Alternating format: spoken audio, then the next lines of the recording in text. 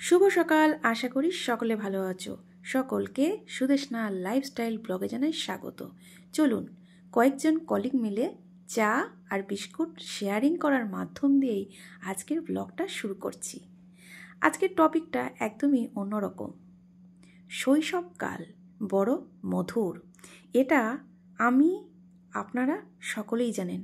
কিন্তু বর্তমানে যখন শিশুদের দেখি না, বিশ্বাস করুন 2 বছর কি 3 বছর কি 4 বছর বা 6 বছর, তাদের দেখে এত কষ্ট লাগে। সবাই মোবাইলে অ্যাডিক্টেড, মানে জীবনটাই যন্ত্র নির্ভর হয়ে গেছে। আর 4টে দেয়ালের মধ্যে তারা থাকতে যে এত ভালোবাসে তা বলাই বাহুল্য। কিন্তু আমাদের জেনারেশন সেরকম নয়। 4টে দেওয়ালে থাকতে থাকতে না বন্দি হয়ে যায়। আর সেই জন্যই ঝটপট করে কাজের ফাঁকে সময় পেয়েছে কি একদম পার্কে চলে গেছি। দেখতে পাচ্ছেন এই পার্কটায় আমি আগেও এসেছি, তো অনেক দিন পর পার্কে গেলাম, ঠিক আমার বাসস্থানের কাছাকাছি। আর এত সুন্দর সুন্দর ফুল গাছ রয়েছে, কতটা হাঁটার জায়গা রয়েছে, কিন্তু সময়ের অভাবে যেতে পারি না। চলুন এবার কয়েকটা কথা বলি, যেটা আমার আপনার সবারই মনের কথা। শিশু মনের বিকাশ। আচ্ছা, এটা কি সত্যি জরুরি? হ্যাঁ বন্ধু, জরুরি। শৈশবকাল বড় মধুর হয়, যেটা বড় বয়সে পাওয়া যায় না।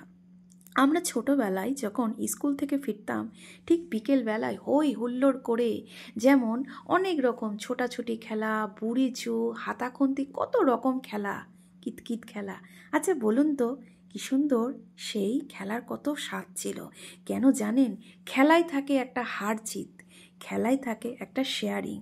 আমি পারবো, আমাকে পারতেই হবে, এই যে বিভিন্ন বাচ্চাদের মধ্যে মিলেমিশে থাকার একটা প্রবণতা, ইউনিটি, একতা, কিছু কিছু বৈশিষ্ট্য, কিছু কিছু জীবনের যেগুলো জরুরি, সেগুলো কিন্তু এই শিশুসুলভ মনের বিকাশ থেকেই তৈরি হয়।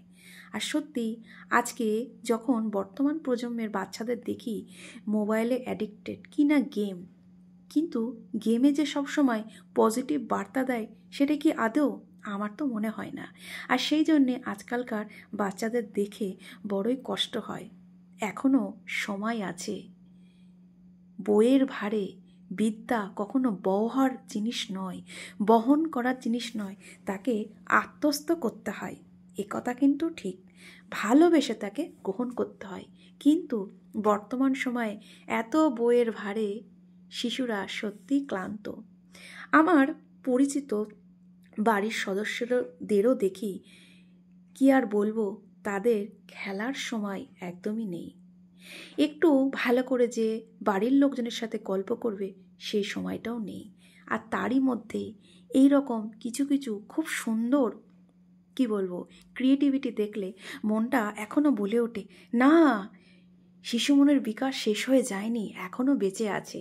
তো বাড়ির এক সদস্যের ছোট্ট হাতের কাজ আপনাদের সাথে শেয়ার করছি। আপনারা ভালো লাগলে বা আপনাদের ভালো লাগলে একটা সুন্দর কমেন্ট করে দেবেন। এটা হচ্ছে সরস্বতী ঠাকুর।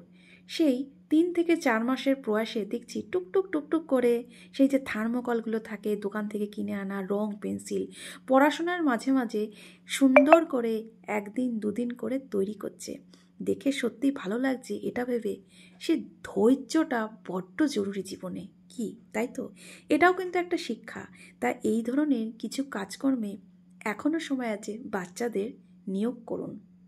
আর ছোট থেকে যেটা তৈরি হয় সেটা আজীবন থেকে যায়। পড়াশোনার পাশাপাশি এটাও জরুরি। চলুন, এই কথা বলার পাশাপাশি আমার পুরো পার্কটা ঘোরাও হয়ে গেল। আর অনেকটা দিন পর পার্কে এসে না সত্যি ভালো লাগলো। আর এত সুন্দর কালারিং ফুল দেখে মনটা একদম উৎফুল্ল হয়ে উঠল। একদম ভর দুপুরবেলা গেছিলাম, আর সারা পার্কে না অনেকটা জায়গা আছে ঘোরার। ওই দেখুন দোলনা, আমার কিন্তু এখনও দোলনা দেখলেই মনে হয় ছুটতে গিয়ে একবার চড়ে আসি। কি বন্ধুরা, আপনাদেরও নিশ্চয়ই মনে হয়? তাহলে ভিডিওটা একদমই ছোট, প্লিজ কোথাও কেউ স্কিপ করবেন না। মনের কথা শেয়ার করলাম, আর সকলকে অনেক অনেক ভালোবাসা ভিডিওটি দেখার জন্য। নতুন বন্ধু হলে অবশ্যই সাবস্ক্রাইব করবেন, পাশে থাকবেন, আর লাইক কমেন্ট শেয়ার। তো ঘুরে টুরে এসে এবার ঘরের দিকে ফিরছি। তাহলে আপাতত আজকের ভিডিওটা এইটুকুই। আবারও বলছি, এখনও সময় আছে। টাটা। বাই বাই, সকলে ভালো থেকো।